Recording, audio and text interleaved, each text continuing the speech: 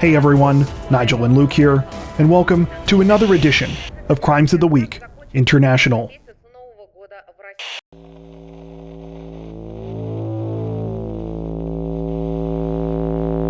Authorities in the Australian state of New South Wales say that a 29-year-old man is facing numerous charges this week after he sped off from a traffic stop and led police on a destructive and reckless chase. According to reports, the incident began just after 6 p.m. on May 16th when officers pulled over a Porsche in the Sydney suburbs of Belmore. The 29-year-old suspect was behind the wheel at the time and was also accompanied by a 40-year-old female passenger. Police had pulled over the 29-year-old to perform a random breath test. However, they would never get that far. In the middle of asking a few routine questions, the driver suddenly sped off, prompting a pursuit. Police chased a 29-year-old through 2 different suburbs, watching as he drove on the wrong side of the road and hit unsuspecting motorists, all while driving at a high rate of speed. The pursuit finally came to an end at an intersection in the suburb of Kingsgrove when the suspect collided with a parked car, flipping his Porsche up onto one of its sides. Even after the crash, the suspect and his 40-year-old passenger still made one last desperate bid for freedom, trying to run from police on foot. They didn't make it very far and were soon caught and placed under arrest. While the female passenger has since been released, investigators learned shortly after the 29-year-old's arrest that he had previously been banned from driving. His license had been disqualified in 2013, and he was prohibited from driving until 2057. Authorities now say that the man was also involved in multiple fraudulent online transactions this year, for which he is now facing charges. While the nature of those alleged crimes have not been reported at the time of this recording, police say that the 29-year-old has been charged with 18 fraud offenses, as well as 3 additional offenses for this week's police chase. His name has not yet been released to the public.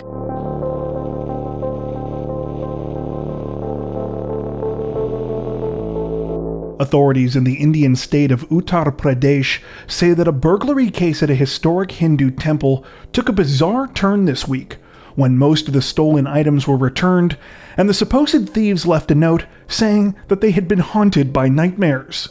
According to reports, the incident began on the night of May 9th, when 16 metal idols were stolen out of the 300-year-old Balaji temple in Chitrakoot district. The idols were of great religious significance, and each was estimated to be worth hundreds of thousands of dollars. Among the idols stolen were 4 made of brass, 3 made of copper, and 1 made of ashtadhatu. According to sources we came across, ashtadhatu translates to 8 metals and refers to an 8-metal alloy often used to cast idols for Hindu and Jain temples. Traditionally included in the alloy are gold, silver, copper, lead, zinc, tin, iron, and either antimony or mercury. Reports state that all of the stolen idols were also adorned with silver ornaments. When the theft was reported to police, an investigation began. However, the entire case took a strange turn just 6 days later, when a sack was found near the home of one of the temple's priests. Inside was 14 of the 16 stolen idols, along with a note. The note appeared to have been written by the thieves, who were now begging for forgiveness. According to the letter, they had been haunted by nightmares ever since committing the crime, and no longer felt like having the idols was worth it. Part of the note reportedly read, quote, "We have not been able to sleep, eat, and live peacefully. We are fed up with the scary dreams and are returning your valuables." All that being said, it's worth pointing out that based on reports, the thieves were a couple of idols short of the 16 they had supposedly stolen when they made the return. It's not clear why this was, but perhaps not all of the thieves were having the, quote, "scary dreams." At the time of this recording, authorities say that they are still searching for the culprits, and it appears that no arrests have yet been made. The situation is still developing.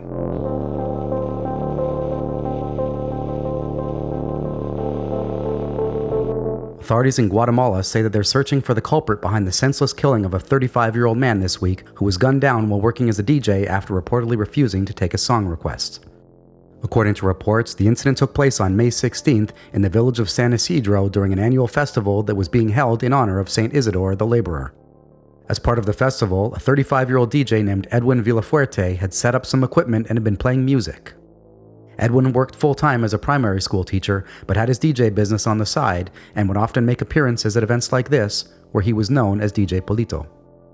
Though things went normally for most of the festival, at the end, when Edwin had finished, he was approached by an unknown man who said he had a song request.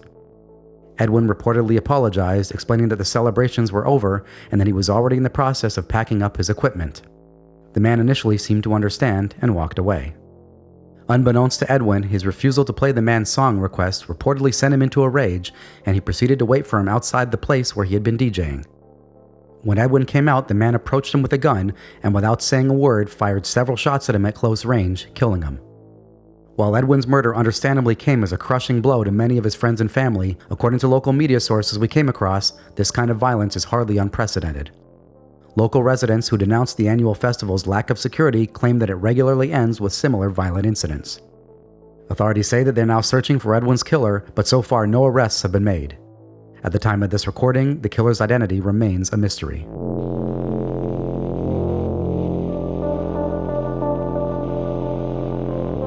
Authorities in the Nigerian state of Lagos say that they have arrested 4 people this week in connection with the brutal murder of a 38-year-old sound engineer. According to reports, the incident took place on May 12th outside of an entertainment venue in the city of Lekki called Beer Barn. That day, 38-year-old sound engineer David Sunday Imo had been hired by the venue to perform live music with a band that he had put together. Representatives from the company told local media that while the event started normally, at some point a dispute began outside, and a number of motorcyclists known as Okada began to gather. For those unfamiliar, Okadas are motorcyclists who carry passengers for hire, and they are used as one of the most common means of informal travel in Nigeria. Sources state that as more Okadas began to arrive, a mob formed whose members eventually forced their way inside the venue. David, along with a couple of his bandmates, were taken outside, where things continued to get more heated, even as members of the military began to arrive to try and calm the situation. While it's not clear how it happened, at some point, the mob allegedly spiraled out of control, and David was viciously beaten to death. His remains were later burned by those that had attacked him. While the details about David's death themselves appear to be murky, things are even more unclear when it comes to what actually started the conflict. Reports we came across offered several conflicting versions of the story, with some saying that David himself was involved in a dispute with the Okadas, while others say that he got drawn into the situation while simply trying to help out his bandmates. What we do know is that at some point before David and his bandmates began setting up for their performance that day, someone with their group got into a fight with an Okada. Again, reports differ considerably in terms of what this fight was about, but most reports state that it was about money to cover the Okada's fare. David's wife claims that 2 of his bandmates gave the man 500 naira, or about $1.20 US, to cover a trip, and were supposed to get 100 naira change, but the Okada didn't have it. She says that she was told that an argument broke out over the sum of money. David tried to step in to break up the fight, and in the process, the Okada was knocked to the ground. After that, the man reportedly began to accuse David of being an internet fraudster and of using magical charms on him, and started to gather other Okadas. This is apparently how the mob began to form. In the aftermath of the brutal killing, authorities say that they have so far arrested 4 people and are currently searching for a 5th. The hashtag #JusticeForDave began trending on Twitter in Nigeria after news of the crime surfaced on social media. At the time of this recording, none of the names of the accused have been released, and the situation is still under investigation.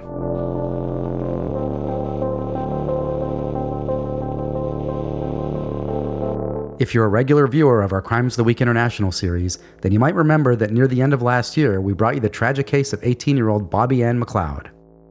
Bobby disappeared on the evening of November 20th after leaving her home in the English city of Plymouth to see her boyfriend. She was last seen at a bus stop a little after 6 p.m. before vanishing completely.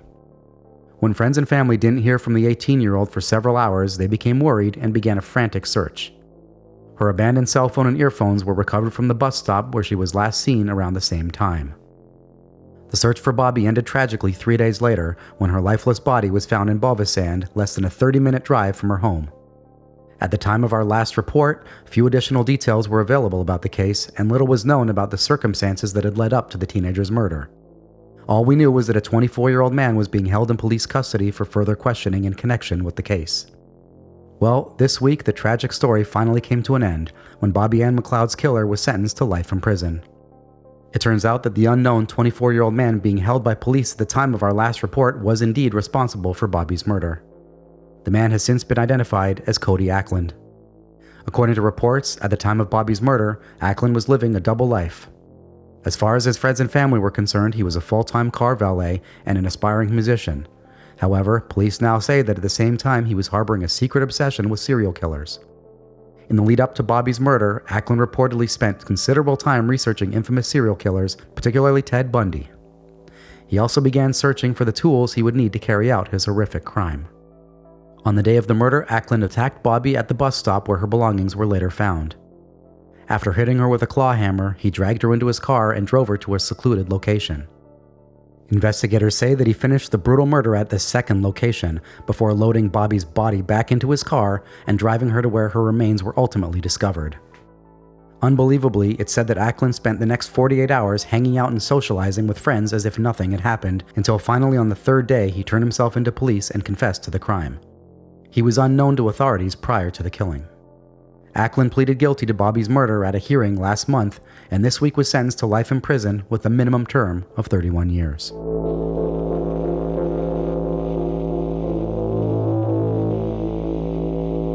Authorities in the Thai province of Kalasin say that a 40-year-old thief got a much-needed dose of karma this week when he was busted for stealing sewage drain covers after he accidentally drove his truck into one of the open drains.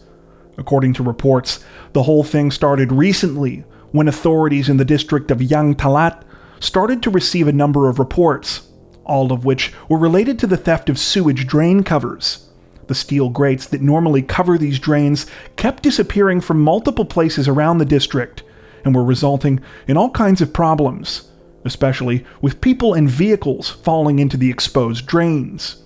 Thanks to surveillance camera recordings, police were soon able to link the disappearing drain covers to a single culprit, who was repeatedly seen making off with the steel grates in his pickup truck. The only problem was that police had yet to identify the man. However, on May 14th, the case took a lucky turn when police received a call from a man who said that his vehicle was stuck in one of the open drains.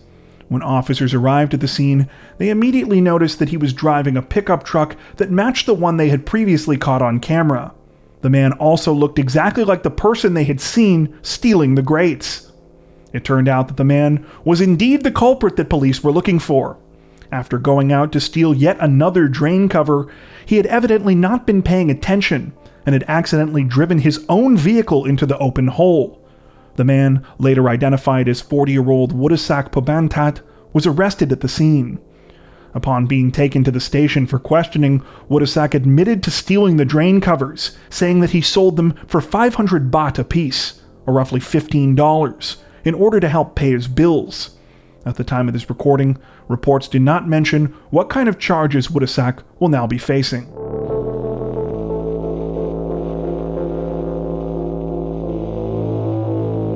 Authorities in the German state of North Rhine-Westphalia said that they're investigating a terrifying knife attack aboard a commuter train this week, a crime that has since been referred to as a possible Islamic extremist incident. According to reports, the situation began just after 7:40 a.m. on May 13th aboard a passenger train in the municipality of Herzogenrath, which was headed for the city of Aachen. The train had just pulled out of the station when a 31-year-old man allegedly began to attack his fellow riders with a knife. Witnesses say that the man seemed to carry out the assault, quote, randomly and arbitrarily. At the time, there were apparently about 270 people on board the train. Though the attack reportedly injured at least 6 people, thankfully the incident was prevented from turning deadly by the courage of a 60-year-old off-duty police officer. He, along with 2 other brave passengers, managed to disarm the 31-year-old suspect and restrain him until police could arrive. Reports state that 4 people were taken to the hospital as a result of the terrifying incident, but that none of their injuries were believed to be life-threatening. As for the 31-year-old suspect, it seems that relatively little has been released about him. We know that he was born in Iraq and reportedly spent some time in a refugee camp, but it's not clear in what country he holds citizenship. Reports likewise contradict each other about the suspect's alleged motive, with some sources stating that he was mentally ill and there is no hard evidence that he was involved in Islamic extremism, while others state that such evidence does exist. Multiple sources we came across mentioned that the 31-year-old was identified as a possible threat for religious radicalization in 2017 during the same time that he was living in the refugee camp. Regardless, authorities say that they are continuing their investigation and will continue to release information as the situation develops.